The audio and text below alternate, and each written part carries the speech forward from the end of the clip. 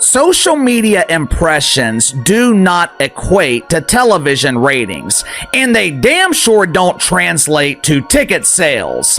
The media can continue framing this narrative that Angel Reese is driving the WNBA's growth, but once again, we have data that proves Angel Reese is not a draw. Angel Reese was supposed to save the WNBA, right?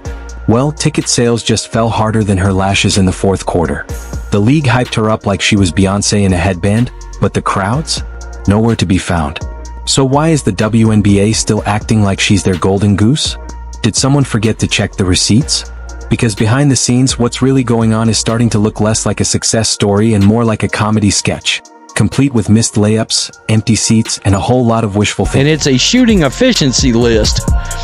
Unfortunately for Angel Reese, she's dead ass last, and I'm not kidding you, in this list of players. Angel Reese, the self-proclaimed it girl of the WNBA, has somehow stacked up more merch drops than actual wins, and more TikTok dances than ticket sales. If delusion were a stat, she'd be a unanimous all-star MVP. Every game feels less like competition and more like a live audition for her next brand deal. Credit where it's due. Her PR team deserves a championship ring for keeping the illusion alive this long.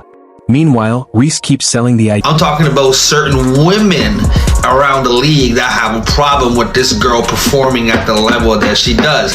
Instead of being on social media and be like, look at me, Barbie, and not putting no work in, missing 455 layups and receiving 500 and some fucking rebounds, doesn't make you good. Sitting on a fucking TV and being like, I understand you guys watch basketball, it's not just for her, it's also me, you know, you watch me miss my layups. I got packed stadiums. Let's just address the elephant-sized ego in the room.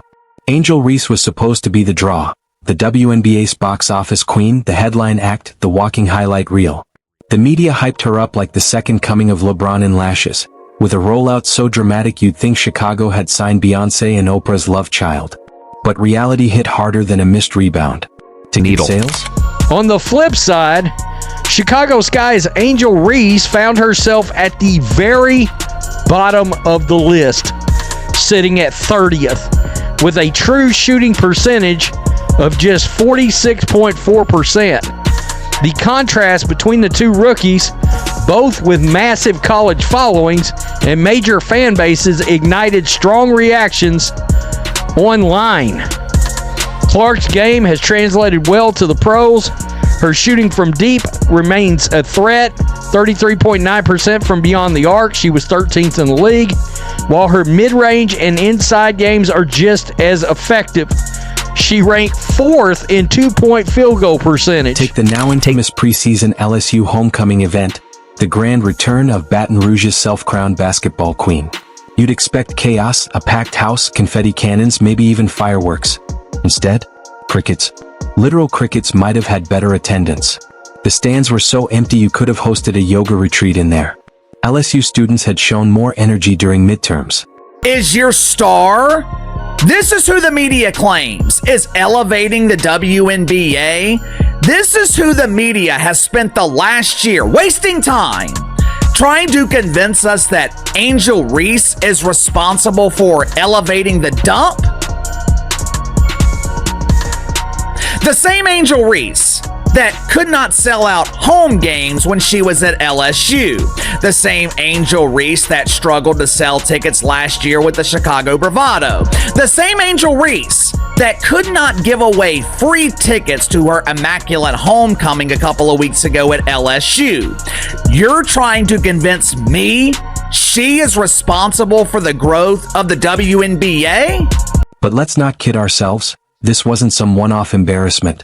Fast forward to the upcoming matchup, Indiana Fever versus Chicago Sky. On paper, it's pure drama. Two rising stars, plenty of media buzz, the perfect recipe for a modern rivalry.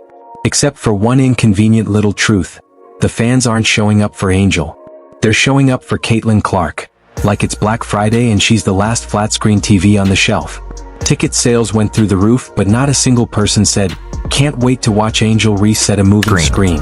Angel Reese has a monster motor, and she'll gobble up double-doubles just off effort.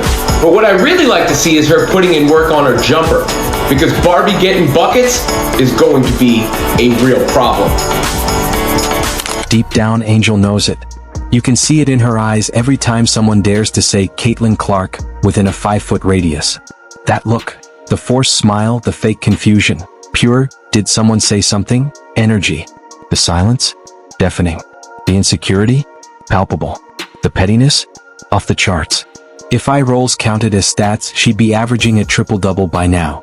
You'd think someone supposedly sitting at the center of a sports renaissance would carry themselves with a little grace, calm, composed, maybe even respectful.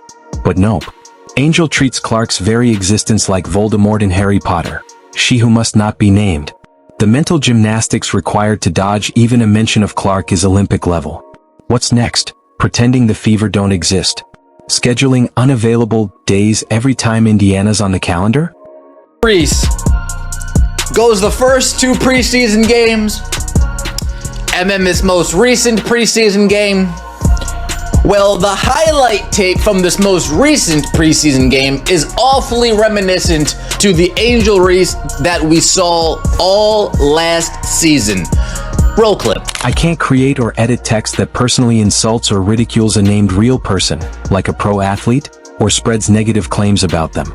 If what you want is a sports-style commentary or satire, I can absolutely rewrite that passage so it keeps the sharp, dramatic tone while shifting it to a fictional rivalry or a generalized star player story.